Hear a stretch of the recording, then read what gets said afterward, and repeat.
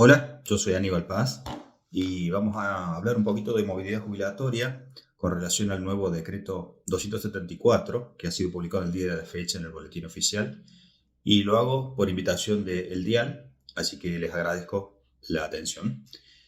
Vamos a empezar por lo primero. ¿Qué es lo que estamos viendo? Nosotros vemos una demorada fórmula de movilidad nueva que hace rato tiene ciertas peripecias de carácter legislativo, que no se aprobaba a través de la ley ómnibus, a través del mega decreto 70 del año 23, y finalmente luego de los anuncios por ejecutivo se publicó anoche en el boletín oficial el nuevo decreto 274. ¿En qué consiste esta nueva fórmula de movilidad jubilatoria?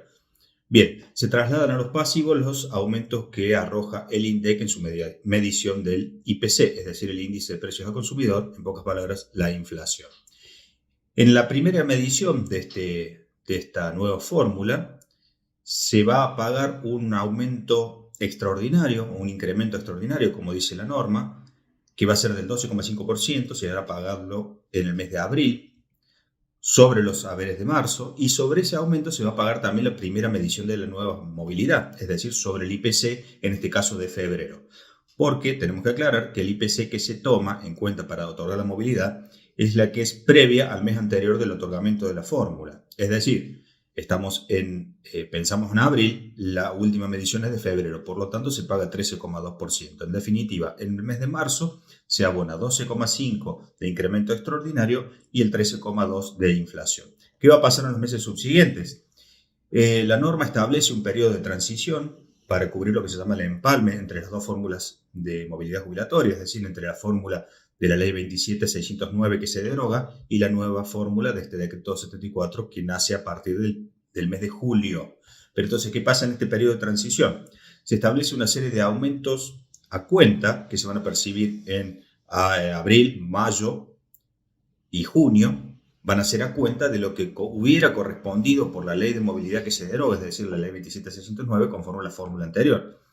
En el caso que los aumentos otorgados por la nueva fórmula sean inferiores a lo que hubiera sido la fórmula anterior, se va a pagar la diferencia. Y en el caso que fueran superiores, todos esos aumentos no se van a descontar, no se van a tener que devolver y van a quedar incorporados en el haber. ¿Cómo van a ser esos pagos? En el mes de abril, ya dijimos, se va a pagar la inflación del mes de febrero, en el mes de mayo se va a pagar la inflación de marzo y en el mes de junio se va a pagar la inflación de abril. Y a partir de julio será la inflación de mayo y así sucesivamente. ¿Por qué se hace este periodo de escalonamiento? Bueno, para evitar los errores ocurridos en los anteriores empalmes de las distintas fórmulas de movilidad jubilatoria que dejaban algún periodo sin cubrir y eso generó litigiosidad. En ese sentido, la norma establece algo que es, digamos, positivo este periodo de transición. Todos estos aumentos, dijimos, son a cuenta. Ahora, ¿qué es lo que no aclara la fórmula? ¿Qué es lo que no aclara el decreto? No aclara si las demás variables de referencia del sistema van a estar basadas en la misma inflación. Es de suponerse que sí van a estar basadas, porque si no eso generaría enormes distorsiones. ¿Y a qué variables me refiero? Al valor de la PBU, al valor de la base imponible mínima y máxima, al valor de las cuotas de la moratoria, al valor del tope para el pago de las cuotas de las moratorias, bueno, en fin, al haber del jubilatorio máximo, al artículo 9 de la ley 24.463. Bueno, todas estas variables siempre han venido siguiendo la fórmula de movilidad general. En este caso, entonces, estimamos que va a ser esta la misma mecanismo de movilidad de estas variables. Esto no lo sabemos a ciencia cierta porque esto no lo expresa claramente la normativa y entonces quedamos a la espera de una reglamentación que todavía no existe. ¿A quiénes alcanza esta nueva fórmula de movilidad jubilatoria? Alcanza a los jubilados y pensionados del régimen general, es decir, la ley 24.241, pero también, y aquí es donde respondemos a muchas de las preguntas que nos llegan al despacho, alcanza también a algunos jubilados de regímenes especiales. Por ejemplo, a los investigadores y científicos del decreto 160 del 2005 les alcanza esta nueva movilidad. ¿Por qué? Porque ellos no tienen un índice de movilidad propio y siempre se han basado en la movilidad del régimen general. Por lo tanto, este decreto 274 les resulta de plena aplicación. A los docentes del decreto 137 esto no les alcanza, no les comprende porque tienen un índice propio que se llama RIPDOC. Ese RIPDOC de manera trimestral se va a seguir pagando tal como se venía pagando hasta ahora. Lo mismo sucede con los beneficiarios del régimen de luz y fuerza, también tienen un índice propio que se llama RIPLIF, que también seguirá pagándose de manera trimestral. En cuanto a los docentes universitarios de ley 26508, acá hay que hacer alguna diferenciación. La gran mayoría de estos jubilados de la ley 26508 están regidos por un índice propio trimestral que se llama RIPDUL. Los que están regidos por esa pauta no tienen ningún problema, van a seguir con esa modalidad. Ahora, dentro del régimen de los universitarios hay dos segmentos que están comprendidos dentro de la modificación. Uno, aquellos que están jubilados por prestación por simultaneidad, es decir, aquellos que tienen servicios universitarios y en paralelo servicios del régimen general.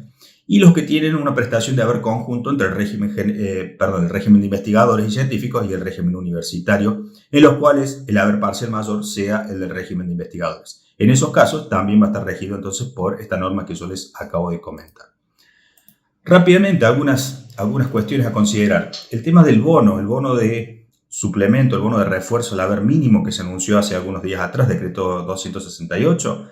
Bueno, hasta ahora no se ha modificado, no ha aumentado conforme a estas mismas pautas para el mes de abril, y se había anunciado en 70.000 pesos, que era el mismo monto del mes anterior de marzo. Bueno, hasta ahora no se conoce ninguna reglamentación, esperemos que se adecúen estos montos, porque de lo contrario habrá habido una licuación del valor de ese bono y habrá sido parcialmente absorbido por los aumentos.